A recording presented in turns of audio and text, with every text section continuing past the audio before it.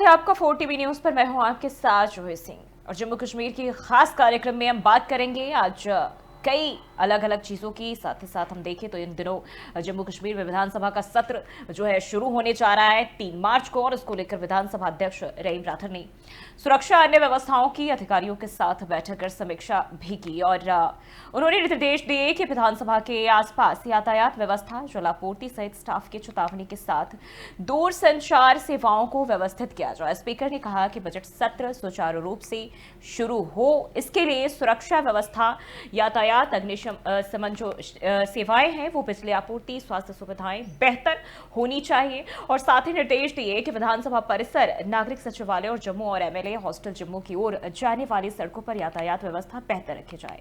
इसके साथ ही अधूरे कामों को जल्द पूरा कर लेने को कहा। विधानसभा में टेलीफोन की लाइनें सफाई के निर्देश, विधानसभा सत्र के दौरान पीएसए माइक और दूसरी संबंधित उपकरण बेहतर करने के साथ ही विधानसभा सत्र की लाइव कवरेज के लिए कहा गया। मुख्यमंत्री और अध्यक्ष के कक्ष में टेलीफोन लगाने के लिए निर्देश अधिकारियों को दिए गए। बैठक में आयोग के सचिव जीएडीएम राजू, संभागीय आयुक्त Ramesh Kumar, IGP Jammu BS duty DC Sachin Vaishya और अन्य अधिकारी इसमें मौजूद रहे। तो बजट सत्र की तैयारियों को लेकर यह अहम बैठक जो है वो आयोजित की गई और बजट सत्र को लेकर बेहद खास चर्चा इस दौरान किए गए। तमाम जो सुरक्षा व्यवस्था, यातायात तमाम सहित अन्य भी कई चीज़ों को लेकर दिशा निर्देश दिए गए। यानी कि एक बात करें तो अधिकारियों को कई चीज़ों को लेकर सख्त निर्देश दिए गए। बजट को लेकर अधिकारियों तैयारियों को लेकर ये बैठक की गई। स्पीकर ने अधिकारियों से खास बातचीत की और बैठक में सुरक्षा व्यवस्था को मजबूत करने का निर्देश दिया। तो ये जानकारी आपको बताते चले और सुरक्षा व्यवस्था को मजबूत करने के साथ ही अधिकारियों को सुरक्षात्मक निर्देश उस दौरान दिए गए। और जम्मू कश्मीर विधानसभा का बजट सत्र अब 3 मार्च से शुरू होने, यानी कि बहुत कम वक्त रह गया है। सभी की निगाहें जम्मू कश्मीर के बजट सत्र पर टिकी हुई है और ऐसे में बेहद अहम हो जाता है कि किस तरीके से जो है इसको खास बनाया जाए। जनता की उम्मीदों पर खरा उतरने के लिए सरकार की तरफ से क्या प्रयास किए जा रहे हैं, तमाम चीज़ों को लेकर सराहनीय कदम भी जो है उठाए जा रहे हैं ताकि जनता को जो है इसको लेकर संतुष्टि मिल सके। और इसी के तहत ये बैठक, अहम बैठक बताई जा रही है जो स्पीकर की ओर से बुलाया गया है और इसमें कई अहम मुद्दों को लेकर चर्चा और बातचीत की गई। तो जम्मू कश्मीर विधानसभा सत्र को लेकर पूरी तरह से राज्य में राज्य सरकार के साथ साथ अन्य जो अधिकारी और तमाम लोग हैं वो अलर्ट मोड पर दिखाई दे रहे हैं और सभी की निगाहें फिलहाल बजट सत्र पर टिकी हुई है। किस तरह से इसको बेहतर बनाया जा सके, जनता की उम्मीदों पर पूरी तरह से खरा उतर सके। और इसी के तहत ये तमाम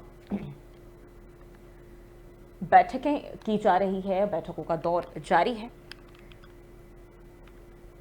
तो इस बार बजट से काफ़ी उम्मीदें भी हैं और ऐसे में देखना होगा कि क्या खास होता है।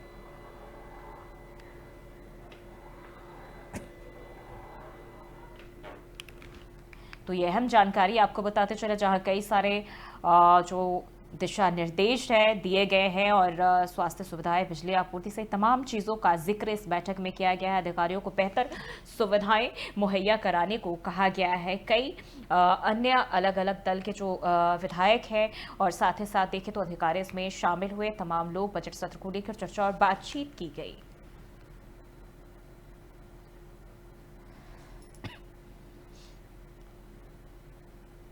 और विपक्ष के तेवरों को भांपते हुए सत्ताधारी नेशनल कॉन्फ्रेंस ने भी बजट सत्र के लिए अपनी रणनीति तय करना शुरू कर दिया है। रणनीति को अंतिम रूप देने के लिए 2 मार्च को पार्टी के विधायक दल की बैठक मुख्यमंत्री उमर अब्दुल्ला के नेतृत्व में होगी। जम्मू कश्मीर विधानसभा का बजट सत्र 3 मार्च को शुरू हो रहा है। बजट सत्र के पूरी तरह हंगामेदार रहने की संभावना है। विपक्ष ने सत्ताधारी नेशनल कॉन्फ्रेंस को सत्र के दौरान घेरने के लिए शराबबंदी लागू करने, अनुच्छेद 370 के निरस्तीकरण और जम्मू कश्मीर के विशेषाधिकार बहाली और सरकारी जमीन के कब्जा धारकों के मकान बनाने के लिए जमीन का मालिकाना अधिकार देने और स्थानीय लोगों के लिए रोजगार और जमीन के अधिकार को संरक्षित किए जाने के प्रस्ताव लाने का ऐलान किया है। यानी कि बजट सत्र शुरू तो होने जा रहा है, लेकिन उसके पहले तैयारियां और पक्ष विपक्ष की सियासत भी पूरी तरह से जम्मू कश्मीर में तेज देखने को मिल रही है। यानी कि एक तरफ बैठकें हो रही है, दूसरी तरफ विपक्ष सरकार को घेरने की हर एक रणनीति बनाने में जुटा हुआ है कि किस तरह से सरकार को घेरा जाए, क्योंकि इस बार का बजट सत्र बेहद अहम माना जा रहा है। और उमर अब्दुल्ला जो है इस बजट सत्र को पेश करेंगे, जहां पहले भी जिस तरीके से देखे 5 साल का कार्यकाल उन्हें मिला है और ऐसे में वो संभावना जता चुके हैं कि एक साथ ही सभी उम्मीदों पर खड़ा उतर पाना शायद मुश्किल हो सकता है। लेकिन कुछ बुनियादी जो चीजें हैं उन तमाम चीजों को, सभी वर्गों को ध्यान में रखते हुए ही इस बजट सत्र को जो है संचालित किया जाएगा, बजट को तैयार किया जाएगा, ताकि जो बुनियादी चीजें हैं, जरूरतें हैं, वो आवाम को उपलब्ध कराया जा सके, मुहैया कराई जा सके।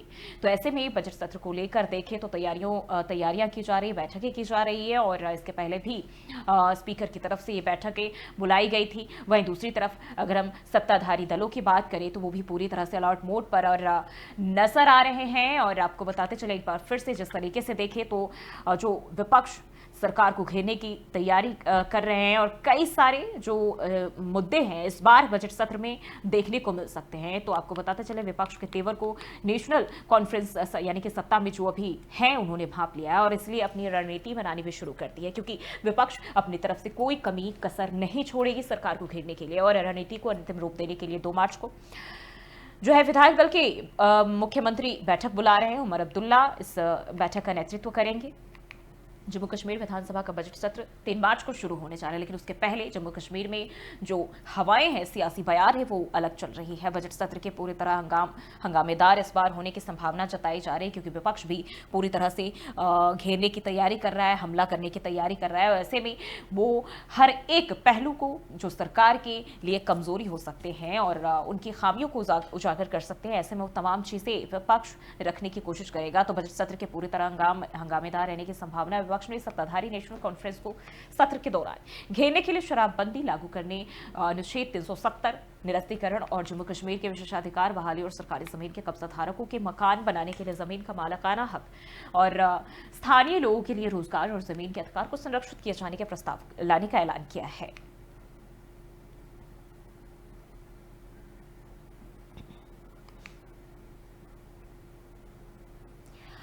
बढ़ते हैं आगे। जम्मू कश्मीर के राजौरी में बुधवार यानी 26 फरवरी को सेना की गाड़ी पर हमला हुआ था और इस घटना को अंजाम देकर आतंकी तुरंत मौके से फरार हो गए। सेना के जवानों ने इलाके की पूरी तरह घेराबंदी कर ली है और सर्च ऑपरेशन जारी है। व्हाइट नाइट कॉर्प्स की ओर से बताया गया कि अखनूर इलाके के सुंदरबनी में आतंकियों ने गुरुवार को भारतीय सेना के काफिले पर फायरिंग कर दी। आतंकियों की गोलीबारी से किसी तरह का नुकसान नहीं हुआ है और हमारे सैनिकों ने मुंहतोड़ जवाब भी दिया है। यानी कि एक बार फिर जम्मू कश्मीर में सेना के जवानों पर आतंकियों ने हमला किया है। सेना की ओर से कहा गया कि कुछ सोशल मीडिया हैंडल अपने ही सैनिकों के हताहत होने का झूठा दावा कर रहे हैं, यानी कि सैनिकों की कमजोरी, भारतीय सेना की कमजोरी जो है उजागर कर रहे हैं। यह गलत है और जानबूझकर किया गया दुष्प्रचार है। अपराधियों को मार गिराने के लिए फिलहाल तलाशी अभियान जारी, यानी कि पूरे इलाके में जो है सेना के जवानों की ओर से तलाशी अभियान जारी है। सुंदरबन इलाका एलओसी से सटा हुआ है और ऐसे में एक बेहद संवेदनशील माना जाता है। यहाँ सुबह से ही सर्च ऑपरेशन चलाया जा रहा है और इस दौरान सेना का गाड़ी जो है वो जा रही थी और इस पर हमला किया गया। हालांकि इस पर सेना ने अब तक आधिकारिक रूप से पुष्टि नहीं की है।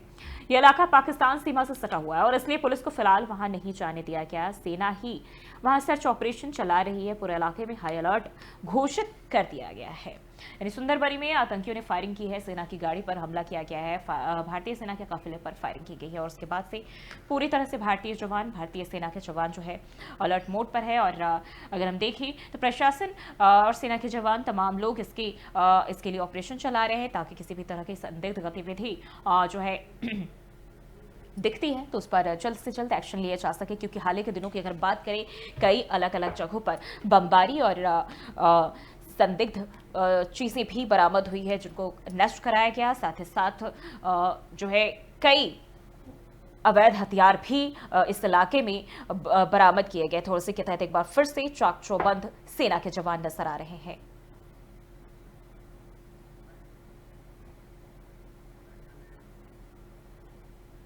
तो जम्मू कश्मीर के इस खास कार्यक्रम में फिलहाल के लिए बस इतना ही। देखते रहिए 4 टीवी न्यूज़।